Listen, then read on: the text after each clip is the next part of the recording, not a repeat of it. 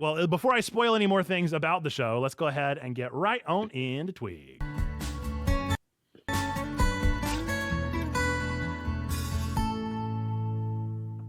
Welcome to Twig, your weekly, geekly, family-friendly news show that tackles everything from Apple getting dunked on to Steam reviews being the new superpower with some games in between. I am Nerd Pastor Nate of Checkpoint Church. If you're listening on the podcast, be sure to give us a good review. Click that like if you're over on YouTube, or come and listen live on Twitch every Tuesday night at 8 p.m.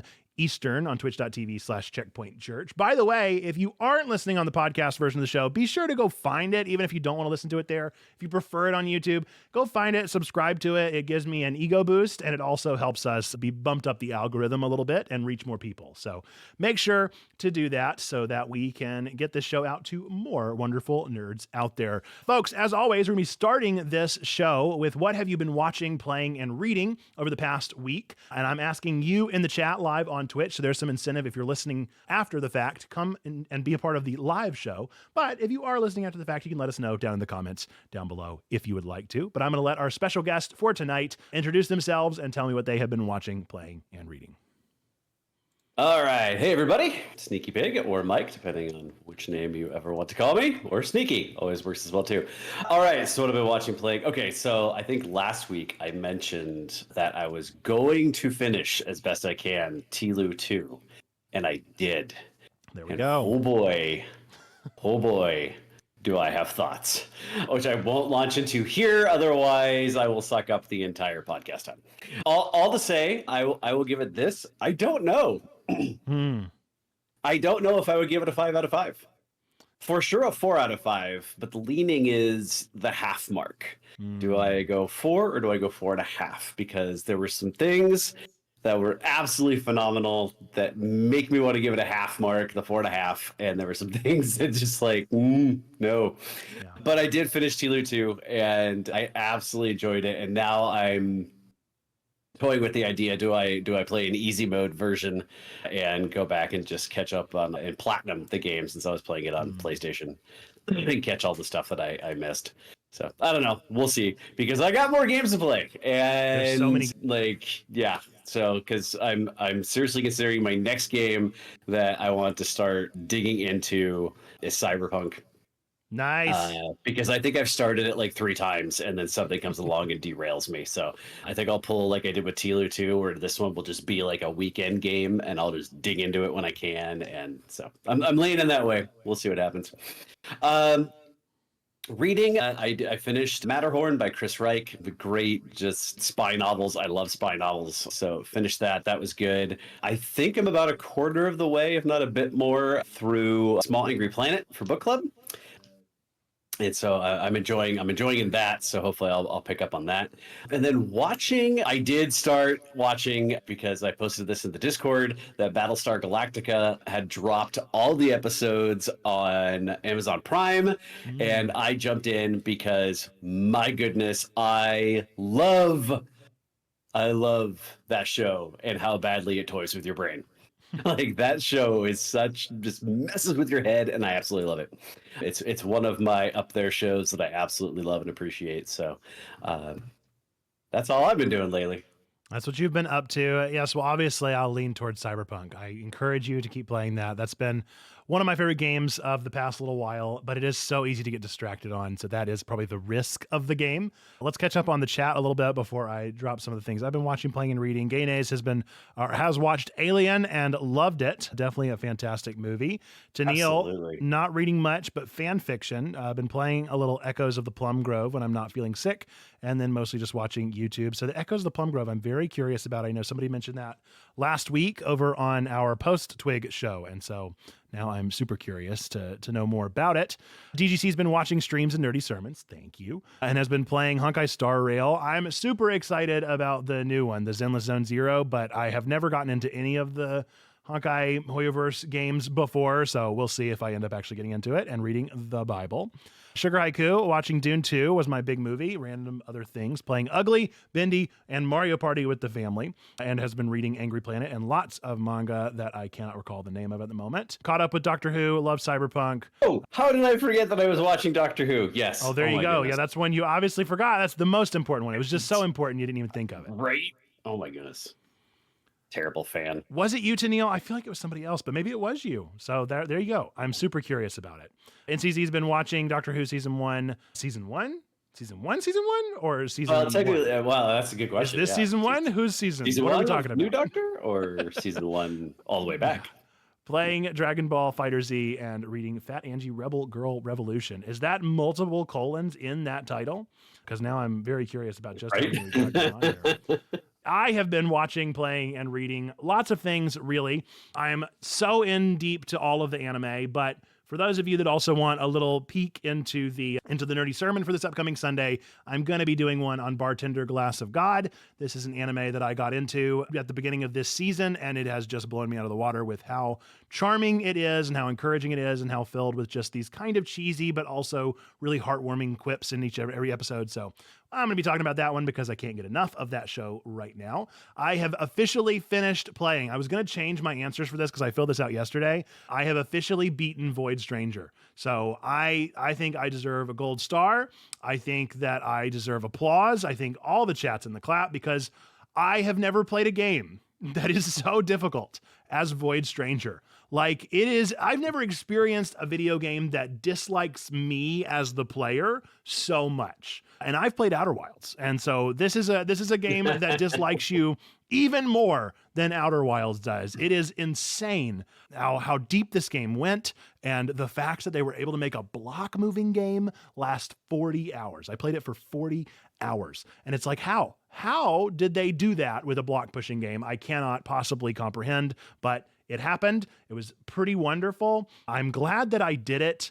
Would I recommend anyone else do it? I don't know, because it is really tough. I'm sure that anyone else can do it. You're definitely going to look up a guide. Let me go ahead and tell you that. It is deep. It is baffling. And the story is like just weird and curious enough that you can't stop playing. So Void Stranger officially has been beaten, and now I can get on with my life. I have started playing Hades 2 now a little bit more in my hobby time, so hopefully we'll be progressing through that one a little bit. And there's so many indies. I've played so many demos over the past week for Ludonaricon, and I love it. And I had just started reading the new One Piece spinoff Sanji manga but written by the mangaka behind for Food Wars. So if you know anything about Food Wars, then you know that this one is one that I will never let my daughter read, but it has been a interesting one to say the least. I just enjoy more One Piece, so I'm here for it.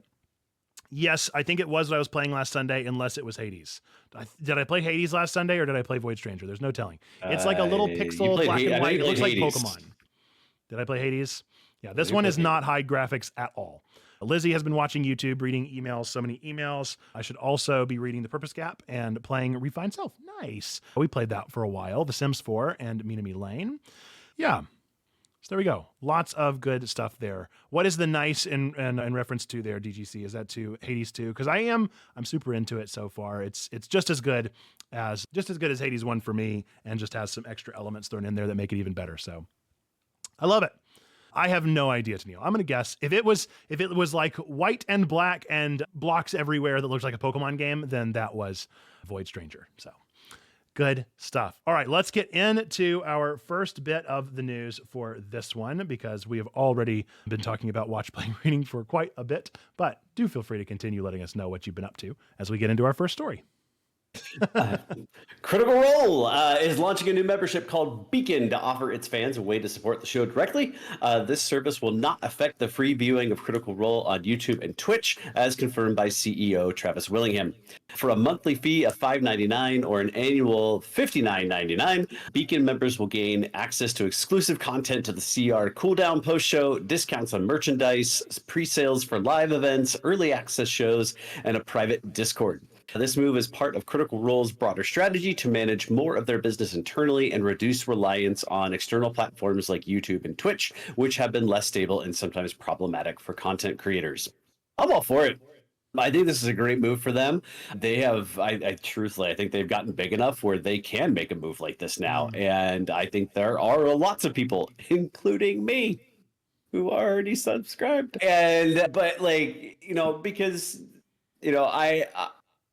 I've been, in my spare time, I've been watching through season 3, and I've been watching Candela and doing a lot of the stuff. So I don't consider myself like a Critical Role stan by any stretch, but overall, I think this is an awesome move because I think it does. I think it puts more money in their hands, and then by offering people some really cool incentives for doing it, you probably already have people who are subscribing to it through Twitch and YouTube, and now can pivot that funds directly to the show, which obviously is a financial benefit for the show because it offers them more money, possibly more things to do.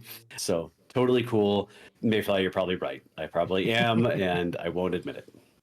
Yeah, this is an interesting move considering that about a month ago, I think over on YouTube, the folks that left BuzzFeed and started a like true crime YouTube channel called The Watcher announced their own subscription service, and it totally flopped, like completely fell back on their face. And it was all about the delivery, the way that they said it. And even some of the things that they said, like one of the things they said was everyone has, like, who doesn't have $10 to throw towards a subscription? And like that kind of mindset backfired on them so intensely that then it's really fascinating. Like it's almost like a case study to now see Critical Role, who is kind of a darling. Like, I mean, they're kind of this thing where everybody sort of loves them. There's really, they have some backlash here and there. They have some problematic people here and there, but it quickly gets dealt with and they continue to maintain their positive front to their audience. So it's been really interesting to see the difference as somebody that just loves YouTube, that isn't a fan really of Critical Role or The Watcher, but just kind of seeing the audience's reaction to it. So it's always curious stuff to see how this continues to pan out. I didn't know that Travis Willingham was the CEO, so that in and of itself was an interesting little tidbit of information. And I also, I always am baffled as somebody that creates content on YouTube that there are like the big channels can't make it, even on the funding. And so typically it comes down to like brand deals. And so I don't know if this is Critical Role saying, hey, we're tired of brand deals,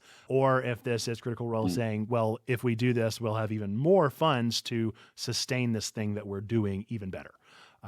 It'll be interesting. It'll be really interesting to see what they end up doing and where they end up going in the future. So totally agree with you. I will not be subscribing again. Like I have yet to get into Critical Role. I've tried. I don't know. I don't like the way they do it over on like Twitch and YouTube, and I can never find the podcast, and it's never right, and the order's never correct, and I get frustrated. So one of these days, I'm going to get into it.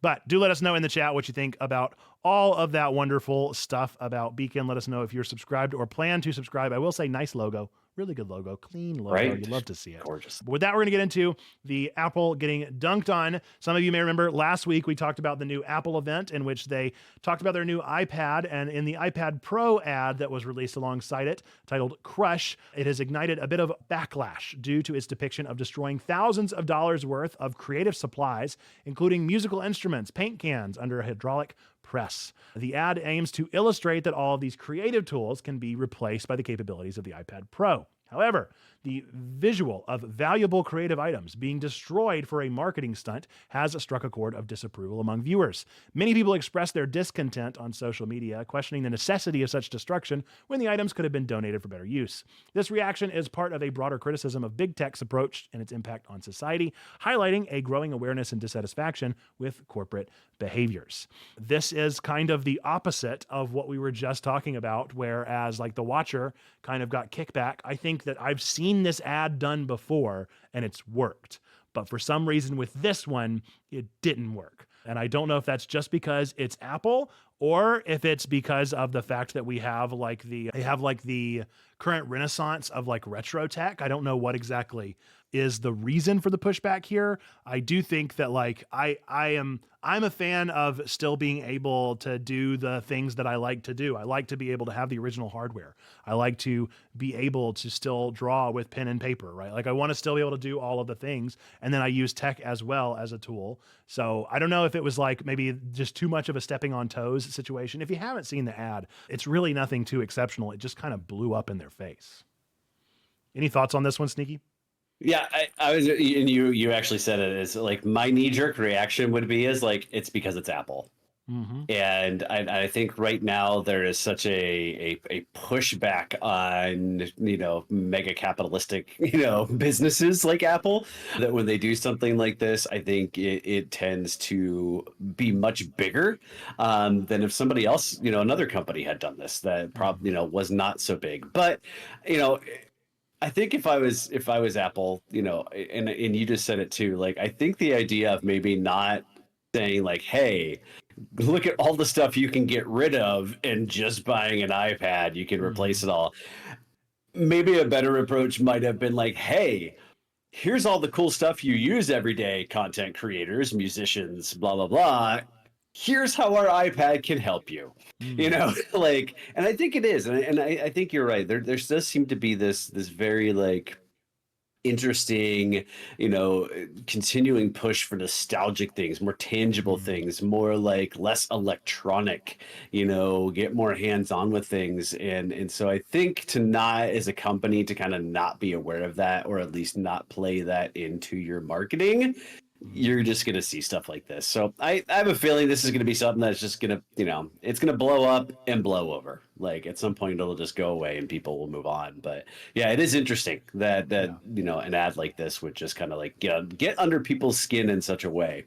Somebody's definitely been fired for this, and that's always disappointing and a bummer. But Right. it's somebody's scapegoated 100%. Imagine the polar opposite, right? Like if it had been the iPad Pro, like green screen, and they were pulling things out of the iPad Pro. Like imagine if they were reversing the retro and were like, look at all these things that are inside of this thing. Even that would be different optics. Of like we're showing you all the possibilities, taking them out physically and putting them on a mantle instead of on the hydraulic press. It is a bit of a bummer that it was just kind of so short-sighted. I also want to call out some of the comments in the chat. Lee Animal Art mentioned it was also AI dissatisfaction. The ad reminds artists of the current feeling of AI replacement, and that's true. The zeitgeist right now Absolutely. in the art scene and really in just kind of any tech scene has to do with this kind of monopolization, sterilization, and then just the AI looming takeover that we're not talking about today in the Google I/O event because I didn't get to it in time, but that was the whole theme of Google's big event today. So yeah, it continues to be a lot of stuff going on there. It says something like the power of AI at the end too. I might have missed that. I know they didn't officially announce their AI thing, but they're planning on working with OpenAI. So maybe that was an allusion to the fact that they're going to be doing it sometime soon. So it is interesting. I am no Apple fan, but I do think this one was a bit of a unfortunate wrong time, wrong place, but a pretty mundane ad. I didn't necessarily think it would have deserved the same backlash if it had been somebody that wasn't a conglomerate that actually does have the power to do this to all of our favorite things. So that could be another element of it as well. Well, do let us know your thoughts on this one as we continue on into the next story. All right. Steam. Following Microsoft's unexpected decision to shut down Tango Gameworks, the developer of Hi-Fi Rush, Steam users have started leaving overwhelmingly positive reviews for the game. This movement appears to be a protest against the closure, highlighting the disconnect between Microsoft's actions and the perceived value of Hi-Fi Rush, which was well received critically and described as a breakout hit by Xbox marketing. Despite this, Microsoft cited financial reasons for not moving forward with the sequel. This situation has sparked a broader discussion on the handling of successful projects within large game corporations and the future availability of Hi-Fi Rush, especially regarding licensed music content, which could lead to its delisting. As fans rally in support, Hi-Fi Rush continues to receive accolades, emphasizing its significance and the impact of its closure on its dedicated player base and development team. What a tale of two instances. Mm-hmm. Last week, we talked about Helldivers 2 getting review bombed on Steam because of everything that happened with that. And now you have the complete flip side of Hi-Fi Rush getting review bombed in a positive way. Mm-hmm. And so I was thinking about this last week. And I would really love to know chat's thought on this. And I would almost love to see a little bit more like deeper discussion in this in our Discord. But I am not a person that relies on reviews for almost anything. Mhm. And I feel like we've had this conversation at Checkpoint at some point. Like, how often do we actually like really pay attention to reviews and really like use reviews in such a way to like influence whether our decisions are like, are we going to go see that movie or not? Or am I just going to be like, hey, I want to see this movie. I could care less what the reviews are, or I'm going to play this game. I don't care what the reviews are. So it's interesting to me that I feel like, and maybe it's just because of my small, very, very teeny tiny corner of the world. And the people that I talk to, we don't pay attention to reviews. And yet, here we see two instances of communities using reviews as a weapon for good or for ill. And so I find it very fascinating. So is this an instance where reviews are the only way that people feel like they can leave a mark on something for good or for bad, despite even knowing that like maybe people really aren't going to pay attention to it? But like, it was a very interesting like trying to figure out like in the minds of gamers in this case, like do they see review bombing or review boosting as something that works? Mhm. Or is this just like an outlet? Yeah, I think it's an instance of the awareness of the kind of like power to the people. I think we're finally realizing that like it's so often on the internet it feels like we're out of control with like the algorithm and we're not able to really make a difference and really feel like our voice has any power or our like has any power. But I think that with reviews and specifically with Steam reviews, there seems to be a really real impact that can be made with this kind of merging of the entity that is individuals. So it's been a really interesting past 2 weeks. That's definitely the reason why I picked up on this one, is because I thought that in contrast to last week, it was just so interesting and Yeah. such a curious phenomenon. If I had to pick someone's shoes to be in, I sure would rather be in Hi-Fi Rushes. Right. I would so much rather be positively review bombed, even though the bad reviews were more for PlayStation than they were for the Helldivers team. I still would prefer to get a lot of praise to lift me up rather than the negative reviews, although they certainly had their fun with it. So, yeah.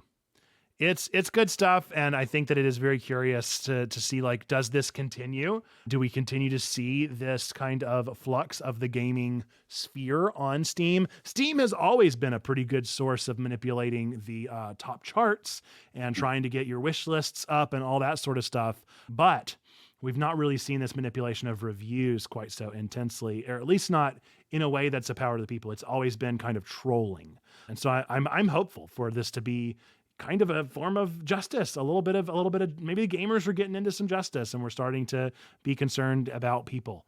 And we'll see if we're able to make any kind of an impact or difference on this kind of tough time that we have in the gaming sphere anyway. So very curious. I do see most everybody agrees they don't really read reviews. I do read reviews. I don't know how much credence I give them, but I do read them. I like reading them because I like hearing the takes. I like looking for kind of buzzwords that I know I'm not going to like. Things that aren't going to be satisfying to me. Some of the things of like the levels of frustration. If a game is just completely unplayable, those kind of things, like I'm going to look for buzzwords. And that's typically what I do. The one reviews that I don't like, pretty much, there's one place that I don't go for reviews, and that's Rotten Tomatoes, because I think they are the worst website that exists known to man. I never have agreed with a single review there. I don't like any of them. My favorite review source is Metacritic, because I like the meta of the conglomerate of all the different reviews coming together. That one is probably the most helpful for me. But obviously, I like reviews just because I like logging things. If you've not learned that about me yet, then you should go find me on Backlogged or Storygraph or Letterboxd or what other site I use. So feel free to friend me over in those places. But with that, we're going to get into our next news story. Back to Microsoft. Microsoft is set to launch a new mobile game store in July, offering an alternative to the dominant Apple and Google app stores. This initiative will begin with Microsoft's own games, such as the Candy Crush saga, and is anticipated to expand to include other publishers, potentially featuring Minecraft early on. The store will be initially web-based, enabling broader accessibility across devices and countries, and will focus on in-game items and game discovery. The move aligns with the EU's Digital Markets Act, aiming to create a fairer digital market. By avoiding the typical App Store format, Microsoft plans to sidestep the standard 30% sales fee charged by existing platforms, positioning itself as a competitive and potentially more developer-friendly marketplace. A couple things that are intriguing about this one. We keep seeing the EU's Digital Markets Act pop up again and again and again. It is having like ripples of aftershock on the gaming sphere, on the tech sphere that we keep covering. So I really find that really interesting. Like how much is going to change by this alone? And then the second thing is they got in before Epic, which I think is interesting, right? Like there's no Epic Games launcher on the phone. There's no Steam launcher on the phone. It just takes you to the website and that kind of thing. It lets you download games, but it's by no means a launcher. So like that's intriguing to me that Microsoft is getting in before others. I predict we will see Epic and Steam probably follow suit in the next year. That would be my like guess, but it's definitely an intriguing time to be a mobile user. I'm hopeful that we'll maybe see Amazon. This drives me crazy. This is such a petty thing. I hate that I can't buy Kindle books on my phone. I have to go to the web because they will not let me buy books for my stinking Kindle. Just let me do it. So I'm hopeful that will change. That's such a petty thing. It does not matter at all, but it irks me to no end whenever I have to go to another place because they're like, you can't buy, and here's why. So hopefully the Digital Markets Act will allow Amazon to change that finally. Although I should also just go to a totally different ebook provider, but whatever. Details. Yeah. What are your thoughts about this one, Sneaky? Yes, Kindle thing drives me nuts too. And NZ, no, Candy Crush will never die. They'll just keep adding levels. It'll forever live. My first thought when I read this was like, wow, I hope it's really better and more successful than the Microsoft Store they put on Windows. Right. Yeah. The Windows Phone entirely was just a flop. Squat on that thing. It's so bad. Yeah, I'll be curious. Like it will with all the negative press of Microsoft as of late, will this be a bright and shiny spot? Because are they going to push this whole idea of sidestepping like that sales fee and making things more competitive and developer friendly? Like, will they live up to that? That will be my big question. And that I will want to know and determine like if this is successful. Like if they can offer those things that are different than Apple and Google and be successful at it and maintain it. That's my big question. Like, okay, this is really great that you are going to look at what Apple and Google are doing and say, we're going to do the opposite. But are you going to maintain that? Or is this just lip service at the out front and somewhere down the road, you'll change your mind? Like, so yeah, I'm going to be super curious to see what their success rate is with this, because the App Store and the Google Play Store are so embedded in our psyche on our phones. Like, I think it's going to be difficult for them to break through. So we'll see. Yep, we definitely will. I think it'll be a curious time, and it's just right around the corner. So I'm hopeful that it'll at least shake things up in a way that is interesting and fun to keep track of. Next up, we have our Apple news. In the other end of things, Apple is reportedly nearing an agreement with OpenAI, so kind of like we mentioned a little bit earlier, to incorporate ChatGPT features into iOS 18, the upcoming major update for the iPhone. This collaboration is part of a broader effort by Apple to integrate generative AI technologies into its devices. Additionally, Apple is said to be in talks with Google to license its chatbot Gemini. With the Worldwide Developers Conference, or WWDC, approaching on June 10th, expectations are high that Apple will unveil its plans for AI implementation. CEO Tim Cook has emphasized the transformative potential of AI for Apple's products, suggesting significant advancements in this area. This move could also lead to an opening of Apple's ecosystem, allowing AI developers more freedom to innovate within its platforms. Dream on, GPT, who wrote this. Ain't no way Apple's opening up their ecosystem, but hey, that's a nice thought, I suppose. It was a big week for AI. For those of you that have that care about that stuff at all, even if you dislike it, it is nice to know what is going on. OpenAI debuted a new model. So they have a new GPT-4o. And then we also have Google dropping a ton today. And then Apple, of course, kind of teasing at their Apple event. And then the WWDC right around the corner talking more about it. So it's been a big couple weeks for AI. We've seen a lot of stuff come out about them. Google in particular is dealing more with wearable tech and an assistant and integratable stuff. GPT continues to lean hard into generative. So if you're not a fan of generative AI, then they're keeping on. And so I have a feeling that'll be the same case with iOS. But we'll see, because considering that Google is leaning so hard into the assistant scene, maybe that will be what iOS really starts to change and shift into. But it's really anybody's guess at this point what they actually end up doing. Any thoughts on this one, Sneaky? Yeah, I 100% agree that I think it's going to be interesting, more so just to see, like, as we continue down this path with AI and trying to figure out, does it fit in our lives? Do we want it to fit in our lives? And if we do, what's it going to be? And so I think we're at a very interesting crossroads with these big tech companies pushing AI into things and consumers saying yay or nay with their dollars, and what's going to happen. Yep. Yeah, it'll definitely be a hard pressed time, especially this is a tangential point for me, but I continue to think that as a pastor that is very curious about AI and wants to do a good job of implementing it into ministry, I also think that the other pastors out there that are like me just simply need to be more concerned about our people and how they are being affected, because I see so many people at Checkpoint that do not like AI. And so I really want to talk more about how we can continue to push forward the ethics of the thing and how we can continue to have conversations, because that is the true call of ministry. And we are a ministry-centered podcast. We're created out of Checkpoint. So we want to keep our finger on the pulse of not only what is happening and what is unavoidable, not only asking ourselves, how can we do good with this thing, but also how can we do no harm? And so it is interesting, the way that we continue to have that conversation. Bell Beezy, answer to your question. I know it is a family-friendly channel, but how old you got to be to watch this stream? I think terms of service for Twitch is 13, but that is all that we have rules about, I suppose. This is not like a mature rated stream or anything along those lines. So 13 above are totally welcome here. Into the next one, Sneaky. Absolutely. I'm super excited. Right? Oh, I know. Like, this is why I highlighted this one. I'm like, I have to be Batman, because Batman's the best.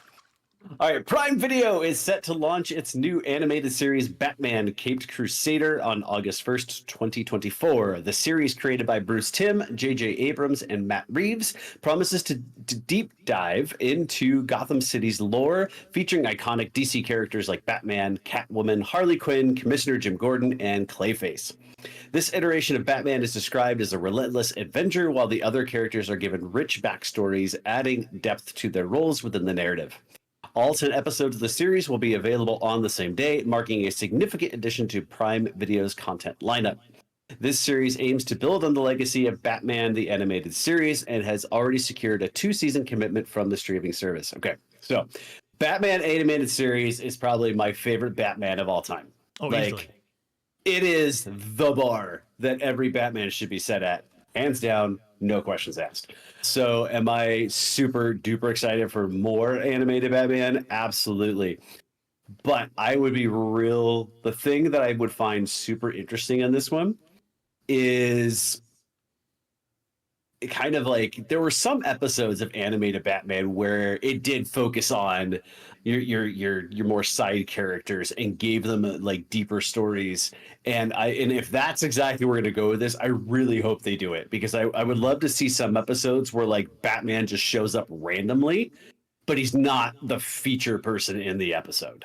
Like, to see more of the building of those stories and creating those characters, like Jim Gordon. I mean, how fun would it be to just get more based on his story and diving into that? So I'm super excited about this. Yeah. I cannot wait.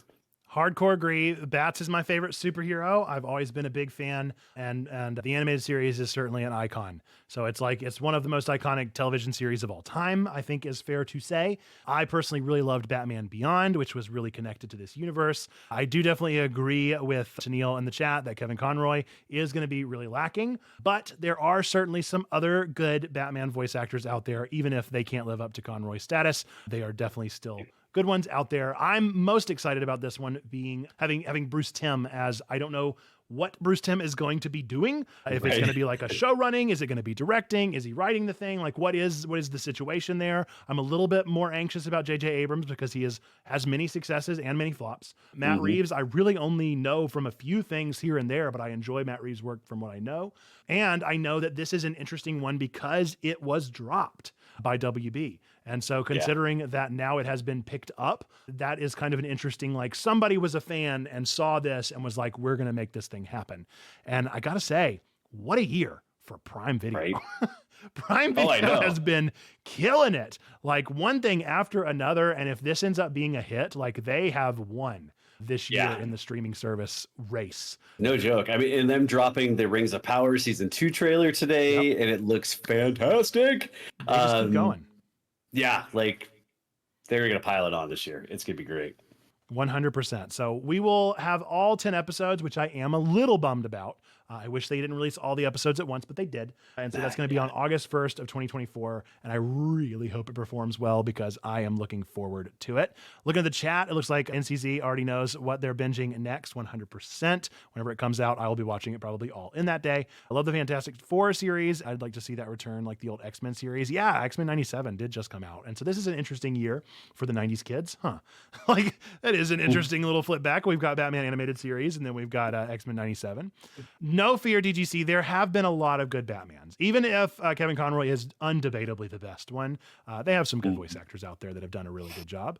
I'm a huge fan of Catwoman, and I'm curious how she'll be portrayed in this new series. Yeah, they have changed up some of the characters. They've done a little bit of shifting. So I was under the presupposition that it was going to be a continuation of the animated series, but the only connection that I've really found so far is that it is Bruce Timm. And so I guess maybe the similar universe, but they are definitely changing the characters up. If you haven't seen Harley Quinn's outfit, it is completely different from any Harley Quinn we've ever seen before.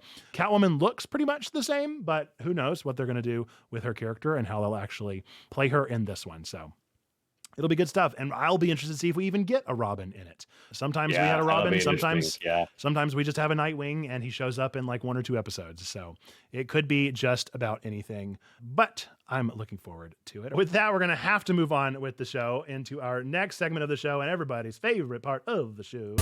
Cryptic Critiques. That's right. It's time for Cryptic Critiques. Cryptic Critiques is a part of the show where typically I read off 1-star reviews of arguably 5-star games, or at least much beloved games, and try to get our special guest to guess them based off of 3 prompts that I find reviews of. But we're going to flip the script again today. And so we're going to go back to Sneaky reading off some prompts for me to see if I'm able to somehow claim whatever this game might be. I failed pretty miserably last time on one that I totally should have got and was pinching myself after. So we'll see if this is another pinching myself situation or if I'm able to get it. Sneaky said it's a shoe-in, so we'll see. Yeah, I feel like this is going to be a shoe-in for sure. All right. I should say, if you're in the chat, don't guess until all 3 prompts have been read and I'm given the chance to give my final guess. But if you'd like to type in the chat based off of each prompt, like what your guesses are, and then only hit enter after I am able to give a guess, then that is totally fine as well. All right, so I will preface all this by saying it was actually difficult to find bad reviews of this game. It's kind of loved, but I picked these ones because they made me laugh. Like these like actually caused some out loud chuckles, and so that's why I picked these. Okay, so number one, a veritable all-you-can-eat buffet of indie game tropes. Unfortunately, said buffet is more of a golden corral. A veritable all-you-can-eat buffet of indie game tropes. Unfortunately, said buffet is more of a golden corral. Interesting. So right off the bat, I'm thinking Undertale because you say indie game. But I'm thinking, I don't know if I would call that like the full running of the gamut of tropes. It definitely is tropey, but I don't know if it's tropey enough. So right now I'm thinking Undertale, but we'll see where the next clue guides me. Okay. All right. Prompt number 2. This feels like 20 PopCap games haphazardly taped together. This game needs to pick a lane. This game feels like 20 PopCap games has haphazardly taped together. This game needs to pick a lane. Mm, There's a theme here. So it's got a lot of sporadic, over the place kind of parts within it. Yeah, my first thoughts are always Undertale and Danganronpa. It's because I'm always thinking about them. they never leave my brain. I'm consistently thinking about those two games on any given day. Now it sounds even less than Undertale, because I wouldn't describe Undertale as being something that needs to pick a lane by any means. It picks its lane pretty well and sticks to it. I'm completely thrown off. You need to think of what's on your backlog. Right. Now, granted, that's not narrowing it down at all. Right. But, yeah. Which of the 1,000+ games could it be? I wonder. So we've got an indie game that can't make up its mind about what it wants to be. For some reason, I keep thinking about like WarioWare as being the randomness and the intensity, but I feel like that's also the point of that game and probably wouldn't be the shtick. I'm also thinking of Sea of Stars now, because Sea of Stars is one that is really tropey and it keeps going back and forth. So that's my current headspace, is we're thinking Sea of Stars. Let's see what third prompt does. All right. Number 3. Really brave of Nexon to branch out of their usual niche and make a stupid, time-wasting gruel, but this time it's 2D HD and pretends to be an indie game. Oh man, Nexon. now I'm thinking, oh no, what does Nexon make? I know they made MapleStory, but surely it wouldn't be MapleStory. Oh no. What does Nexon make? All right, read the prompt again, that third one. Really brave of Nexon to branch out of their usual niche and make stupid, time-wasting gruel, but this time it's 2D HD and pretends to be an indie game. Oh. I have one more clue if you need it. So it's not Sea of Stars. Well, I don't know. Sea of Stars is sort of 2D HD, isn't it? But that wasn't Nexon. That was somebody else, wasn't it? Who made Sea of Stars? It was the same people behind Messenger, and that wasn't Nexon. What Nexon games do I play? Now I want to go to my backlog and just search by publisher. All right, let's hear prompt number 4, because that one threw off completely. Sea of Stars. Okay, so not a prompt, but more of a clue. Okay. That last part of prompt 3 about pretending to be an indie game, because the game caused huge controversy over whether or not it was an indie game. Got it. Okay. Yeah, that one gave it away. That was Nexon. Man, yeah. Whew. Why did they release that game? Yeah, I can imagine this one being pretty beloved as well. It is indeed Dave the Diver. It is. Chats in the clap. Chats in the clap. It took me the extra prompt. I would not have gotten it without the fourth one. That is, yes. That's a great I thought the Nexon would totally have given it away.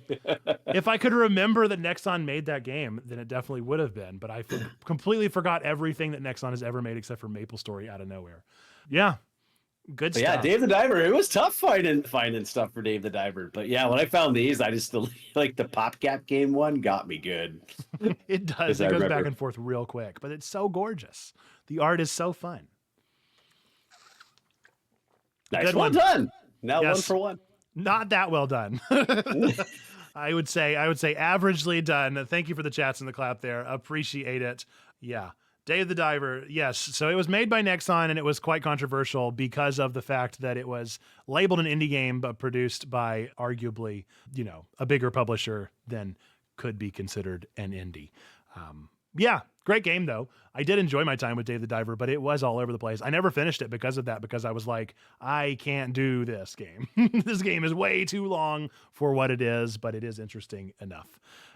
I'll go watch a Let's Play of it at some point in time. Good stuff. Well, that has been Cryptic Critiques. Did anybody else play along? Did you think of what the guess might have been? I saw Stardew Valley by Gayanese. I can say that was a good guess too. I saw that one. I was like, ooh, that was I respect it. Definitely a lot of mini games in a farming game. Yeah. And it's all good stuff. Dave from Crossfire was really into it, if I recall correctly. Yeah, it's a good one. It's a good game. And I think Dave might have beaten it. Was it because his name was in it? Who could say? Right. Might it's be. named after him, right? All right, with that, folks, we're going to get into our next segment of the show. It is time for To the Discord. Every week we ask for what news would you like us to talk about over in our Twig news section of the Discord server. And I try to pick 3 of them and highlight them during the show. So these are our 3 bits of news for this one. The first one comes from DGC talking about Squeenix. Square Enix is revamping its approach to game releases, shifting away from console exclusive titles towards a broad multi-platform strategy. This change means future games, including high definition titles from major franchises and AAA catalog titles, will be available across multiple platforms such as Nintendo systems, PlayStation, Xbox, and PC. This strategic pivot aims to diversify the company's revenue streams and increase accessibility to its games, allowing more customers to enjoy their offerings. Additionally, Square Enix plans to boost digital sales and user engagement by focusing on the launch promotions of new titles and the expanded distribution of existing catalog games, particularly targeting PC users. This new direction marks a significant transformation in how Square Enix will interact with its customer base, and manage its game operations moving forward. This is big news. This is exciting stuff. I always like to hear about more people leaning into the PC scene. What I read this as, whenever I read this article, is Square Enix is saying, all right, PlayStation, you're taking too long. And so we're going to do it for you. You're not going to deliver our games to anybody else, so we're going to go ahead and do that, okay? And I feel like that is definitely the vibe that we're getting here. And we'll see if others follow suit from this point on. I don't know who makes the Horizon Zero Dawn games, but I think about them a lot of that should have been a PC port day one. And so, yeah, there are definitely more that need to be sent into that zone pretty quickly. I think Square Enix just got tired of dealing with it. I'm glad this is finally not about crypto. It feels like everything that Square Enix has done for the past 3 years has been about crypto. So this works for me. Right. Yeah, exactly. And, I'll be super curious to see if any other people are going to start following suit, because again, I'm one of those people that I just don't understand console exclusives. I really don't.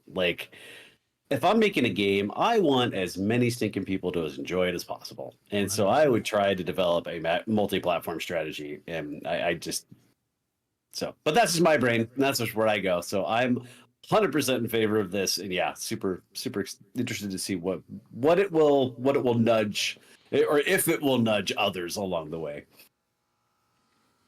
Yes, 100%. I totally agree. Yeah, there's a lot of push that needs to be had. But let us know in the comments what you think about that one, and we'll move on to our next story.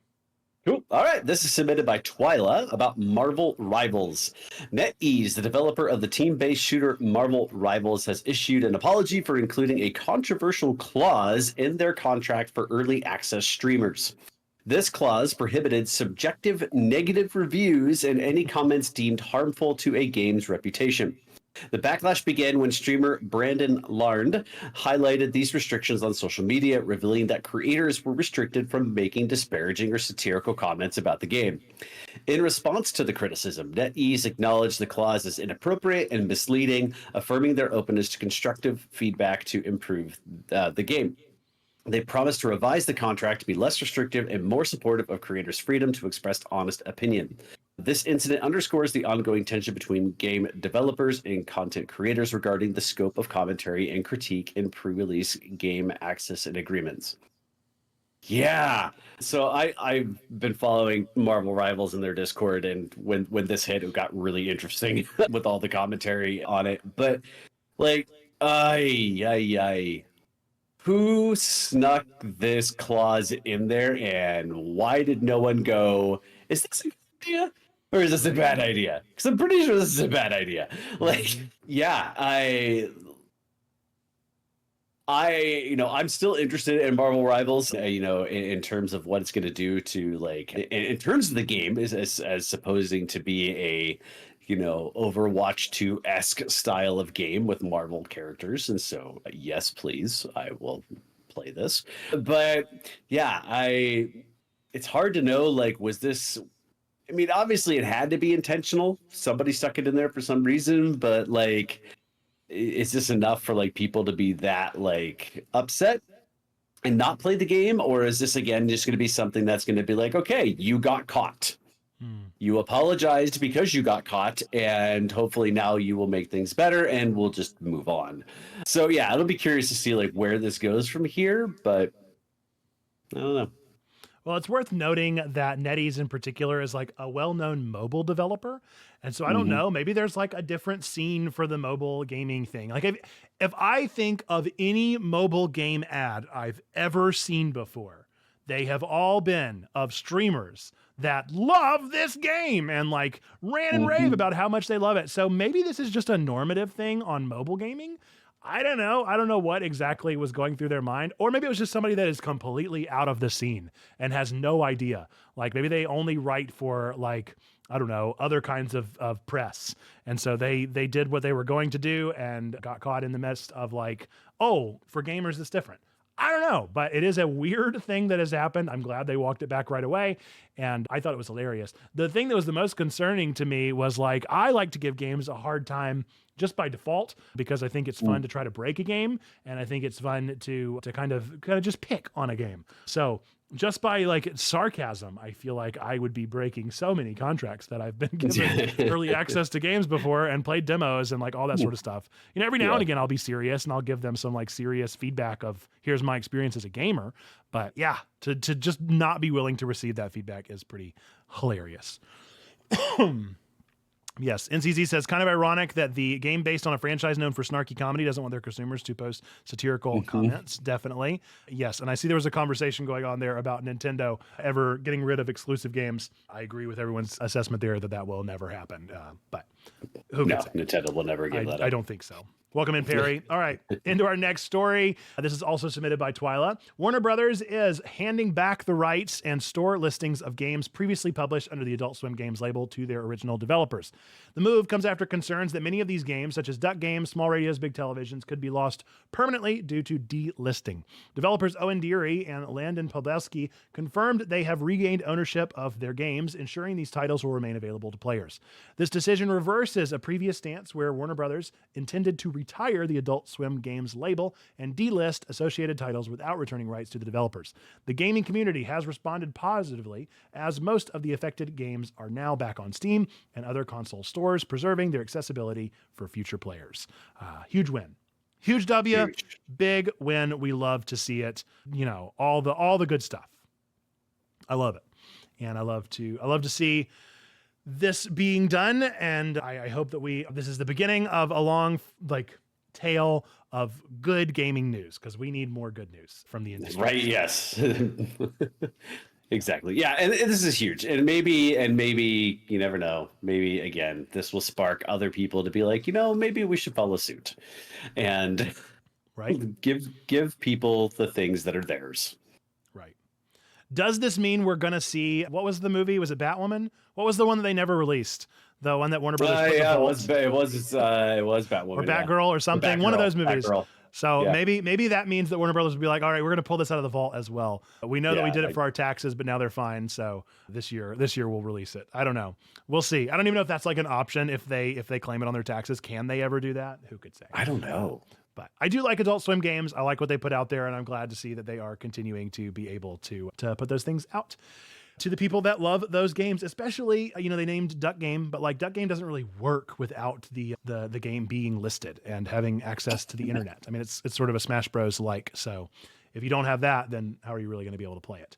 I guess local, but I think the online is where it really thrives, if it's still even being really played. So good stuff there. Love to see a W. As I mentioned, we're a fan of this one. Let us know if you have any thoughts on this, but we are going to get into our next segment of the show and my personal favorite. At this point in nerd history. That's right. It is time for At This Point in Nerd History. This is where we look back on this date throughout time and space and see what nerdy things were released. Today is May 14th, and we're going to go back and see what was released on this exact day. Some of you may have even been around for this. I was very curious in 2021 whenever Nintendo Shadow dropped Famicom Detective Club, The Missing Heir, and Famicom Detective Club, The Girl Who Stands Behind. I bought both of them, so excited. There was a new murder mystery detective visual novel, and then they were boring. I know that people really enjoyed them, but hoo boy, they are old games that are just kind of a little bit touched up. So I've never gotten around to actually playing them the whole way through. It's going to take somebody really praising them for me to ever get back into those. 2019, Sneaky, A Plague Tale: Innocence. Oh, yeah. So, love those Plague Tale games. I'll eventually play those. Love them. Well. 2010, Alan Wake came to the UK. 2002, Dragon Ball Z: The Legacy of Goku, which is a game that means very little to anyone out there, but is one of my favorite games of all time. It might be one of the most nostalgic games I've ever played. It might be one of the only games out there that has a full Let's Play from my old channel before Checkpoint. So exciting stuff there. In 1998, Guilty Gear was released in Japan. And in 1996, the original Fire Emblem for the SNES, which we didn't end up getting until a few years ago on Nintendo Switch Online, was in Japan. All right, with that, let's go into our TV and movies. All right, on this date in 1998, big moment in television history. The final episode of Seinfeld aired after 9 years of being on NBC. For movies on this day, wow, what two totally different movies. In 2021, you have Spiral, which I believe is based on the Saw franchise. Yeah, it's Chris Rock's. Chris Rock's. That's right. And then in 2004, Brad Pitt with his long hair in Troy. I love it. You love to see it. Some great stuff there. A couple of the random facts. I'm not going to try to pronounce Marconi's first name. It might even be Marconi for all I know, because I did take Italian and could be. 1897, Marconi made the first communication by wireless telegraph. And then interestingly, just a little bit before then, in 1879, Thomas Edison incorporated the Edison Telephone Company of Europe. So two fun facts there related to digital communications that I thought was interesting enough. I tweeted, I'm getting back onto Twitter, much to my chagrin, because it's just where people are, doggone it. And I tweeted out because I thought it was such a fun fact. Like, there are things that don't really matter that I do, but that are fun nonetheless. And I just think it's interesting that on the exact same day, May 14th of 1998, Seinfeld was airing their series finale and Guilty Gear was hitting store shelves in Japan. I don't know why that's interesting to me, but that is just interesting to me. And I just love those random fun facts out there. So good stuff with that one. It looks like Trombone has not seen Seinfeld, and Sugar Haiku is throwing fire upon the flames, fanning it higher. Not a fan of Seinfeld. It is a show about nothing, so literally not missing anything, Trombone. Quite literally, you are not missing even if Sugar Haiku was not trying to do a dig and was praising it, would also be correct. Yeah, very much. Absolutely. It is a show 100% about nothing. I'm a fan of Seinfeld. I wouldn't say I'm a diehard fan, but I've certainly seen most of the episodes. I love Newman, and it's a good time to be had by all. But I know it's a thing that has recently become very much hated. People are not a fan of Seinfeld anymore, and they're really not a fan of Jerry Seinfeld. So there's a lot of interesting kickback that has been happening for some reason. But I did see he did speak at my commencement at my alma mater this year and apologized for the sexual innuendo of the B movie, and I thought that was hilarious. So I actually watched part of it, and yeah, I was like, oh my goodness, like really, this is pretty dumb. We're going here, okay. Pretty dumbfounded. Good stuff going on there. Any of those that stood out to you, Sneaky? I mean, obviously, my absolute love of Plague Tale, you can kind of sort of see above my head. I can't see where my finger's pointing. Oh, maybe. Anyway, there it is. There's the vinyl of Plague Tale Requiem above my head. Yeah, I love this series of games, and I'm desperately hoping that they make a third one. But also Alan Wake. I'm a big Alan Wake fan. Absolutely love that series of games as well. So, yeah, a lot of good stuff on May 14th, apparently. Yep. A good day, clearly. Good stuff. All right, well, let us know in the chat or in the comments if any of those stood out to you in particular. We're still having a conversation about B-movie somehow over there. So we're going to move into our penultimate segment of the show.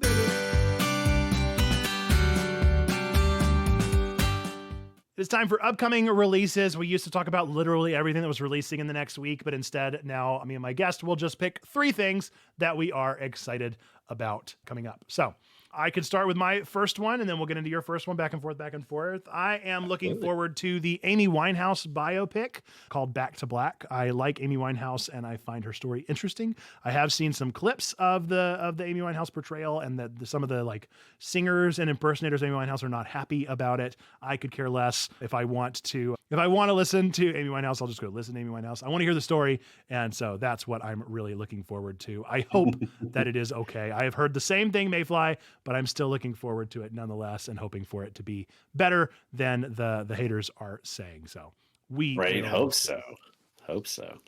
So my first one, I'm really looking forward to it, and hopefully, I don't know when I'm going to get to play it, but I'm really looking forward to Homeworld 3 releasing.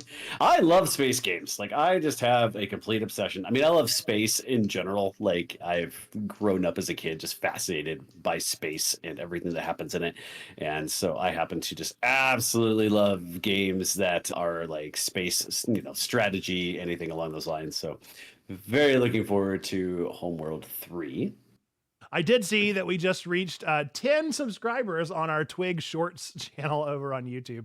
I don't push that very hard. If you like watching shorts, it's just a good way to get promo out there. So if you want to help us get more than 10 subscribers over there, feel free to go find us. If you're into YouTube Shorts, then that exists, and not many people know about it. My second one is a indie game that I've been keeping my eye on for a while now, called Athenian Rhapsody. Athenian Rhapsody is an extremely comedic RPG game with fast-paced real-time dodging alongside many other mechanics. It looks like Earthbound meets Undertale meets a blender to see what happens. It is fascinating, and it's one that we did play the demo of. It's an interesting one because the demo itself was a game that was telling you about the game. It's going to be very meta. It's going to be very weird. I'm going to be paying attention. This is one of the instances where I'm going to be paying attention to reviews, because this game could be a total disaster. It could be a complete flop. It could be somebody that's trying way too hard to be funny and ends up not being funny. But if it does really well, then I really want to play it because it looks like a silly time. But if it's not actually silly, then that's going to be not so great for me. Into the second one. Nice. Yeah, my next one, Ghost of Tsushima. The director's cut is coming to PC, mostly because I'm actually would love. I platinumed this on my PlayStation, and so I would actually really like to play it on my PC just to see the difference between the two. But the director's cut will have the full game, the expansion. It's got the Legends mode, so it's pretty much got everything that the PlayStation has on it already. But there's some extra things, mostly just some different modes or not modes, but basically, what am I thinking? Visual aspects to it that they're going to support different types of monitors and things and kind of crank up some of the fidelity in the game. So I'm curious as to see like what the difference would be between, but I thoroughly enjoyed this game when I played it on my PlayStation. Absolutely adored Ghost of Tsushima. Fantastic game. I even played it in black and white and in Japanese just to mimic the Kurosawa film-esque to it, and it was such a blast. So yeah, excited that I will probably dive into this game again at some point, because one playthrough is definitely not enough. Yeah, it's good timing, I think, because I feel like we're a couple of years out at this point, and the conversation around it has kind of died down, but people that maybe didn't play it the first time will be able to get into it now. So I think that's great. I love to see it. My third one is a new Netflix show called The 8 Show. I don't know if this is going to do well at all. There are a whole lot of South Korean shows that are releasing on Netflix, and most of them do not do terribly well, but they're interesting to watch, and sometimes you get a Squid Game. So this could be another instance of that. It is a dark comedy television show following 8 individuals trapped in a mysterious 8-story building as they participate in a tempting but dangerous show where they earn money as time passes. This is a death game. I love death games. For those of you that know, Undertale and Danganronpa, as Trombone said, live rent-free in my head consistently. So this isn't Danganronpa, but it could be. And so I'm down to try it. I'm down to see what it does and how it is. And I enjoy the South Korean dramas that come to Netflix. I think that some of them are really good, and we'll continue to keep an eye on them. I will, Squid Game, but a dark comedy. It sounds just exactly like an anime. There was an anime that came out that we talked about that never had a second season. What was it called? It was something about a roof. It was something about rooftop. Oh, I can't remember. High rise invasion. No. Yes. High-Rise Invasion. I can't remember. But yeah, there are so many of those random anime out there, and this just sounds like that. So I'm totally down for more death games. I don't know why a pastor likes death games so much, but they're just so interesting to me, and I love watching them. All right. That's enough of that one. The 8 show.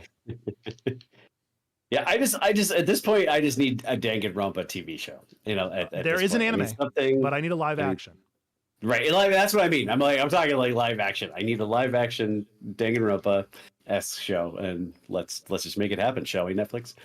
All right, my last one. Speaking of shows, and back to Amazon Prime, because why not? But Outer Range season 2 comes out this week, and what can you say more than Western and thriller and crazy things happening, and all revolving around Josh Brolin. So, yeah,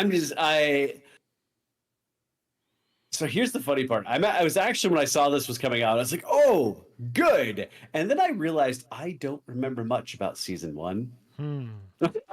Like, a lot has happened in between season 1 and season 2. So I was like, well, now I'm going to have to go back and watch season 1 again, which actually works out because I feel like I have to do that, Anyway, no one has been more thankful for those recaps at the beginning of episodes on streaming shows more than I, because I'm like, what was I watching? So yeah, but I'm super curious to see where they're going to go with this. I remember the first season just kind of took you to some very interesting places. So I'm super curious to see where they're going to go with this. Love it. Very cool. Well, let us know what you are looking forward to that's coming out of the next week. I would love to celebrate that with you and be excited, and maybe even find out about some things that I would also be interested in. So let us know what's coming up in your lives. But with that, we're going to get into our final segment of the show. That's right. It's time for our meme of the week. This week, our meme of the week is from Gobi Church, the one and only, and it is a Dune meme that we all can relate to as gamers. It's got the classic box there. Remove your hand from the box and you die. What's in the box? Microtransactions in a single player game. And it's true pain. True, unbelievable pain. I loved it. Love to see it. Always enjoy seeing a good Dune meme, and it's always very fun. So if you would like to be considered for Meme of the Week next week, then be sure to go onto our memes and goofs section of our Discord and post a bunch of memes. And the ones that get the most reactions are the ones that I typically choose from within the past week. So we'd love to see it. Yeah, Gaydays, getting Meme of the Week has become more difficult. So you sometimes you just gotta find a good niche meme that just hits everybody at the right way, and you're almost golden. But sometimes it does take the shotgun approach of just throwing a bunch of memes up there and seeing what happens. The more, the better. But with that, we're going to get into the end of the show. But before we do, I'm going to give Sneaky a chance to do any shout outs. The biggest shout I can give is our Discord, where we're about to go. It is, again, my favorite place to hang out. It is my favorite place to be, and lots of good stuff happening there. So if you have not had the chance to come check out our Discord, please do. And please come hang out with us on Tuesday nights. It's a good time. It's low key. It's chill. It's just us hanging out and talking. And you never know, throwback to last week, where the conversation may take you. Because I can't say it. But yeah, some conversations happen and things come up and out of our control. Jokes are made out of control. Yes. Well, good stuff. A great shout out. We appreciate Sneaky for being on the show and for preparing a cryptic critique, going above and beyond. Always appreciated. Folks, this has been Twig, your weekly, geekly, family-friendly news show delivered live on twitch.tv/checkpointchurch each and every week, keeping your family connected to the world of nerdy news. If you watched this far, you probably enjoyed this one. So remember to give us a 5-star on your podcast app. Click that like button and recommend the show to all of your favorite nerds out there. We're going to take a quick second to thank all of our subscribers here on Twitch. We are, of course, thankful for all of our viewers, all the people that are able to be here, but these are people that went a little bit above and beyond and also subscribed. So thank you. Elias Raven, Maybe 30 Bat, Sugar Haiku, Humor Wit L, Splash Force Gaming 2, Tennille Aradhana, X Mayfly, Agadon Bringer, Yakim 4752, Jate Live, Trombone Dalek, Nerd Pastor Nate, Strange Dunn, Mindful Marlena, S Blackthorn, Wizen Lemur, Gobi Church, Pineapple Pope, IV, Perspective, Twyla 27, Bweesh, Kung Fu Carl 21, Zando Calrissian, Teeny Christina P, H-Man 1009, Sneaky Big 633, Coyote 42, Deacon Shannon, LS. Is there going to be Twig next week. Yes, there should be Twig next week, assuming that everything lines up as it ought. And as I mentioned, we're going to hop over now into the Discord. But before we do, we're going to close this one with our 3 things. We believe 3 things to be true about every single one of you out there, whether you believe in God, don't believe in God, go to church, don't go to church, hate God, or hate church. We still believe these 3 things to be true about each and every one of you. Number 1, know that God loves you, like really, really loves you. Number 2, we love you. We want community with you. That's why we do the things that we do. And number 3, believe that you, yes, you matter. You are a person of sacred worth. The world's a better place. Why? Because you are in it. Folks, with that, until the next time that I see you, whether that be right now over on our Discord, whether that be next week for the next episode of Twig, or whether it be for our nerdy sermon on Sunday, I look forward to seeing you then. Till next time, bye-bye!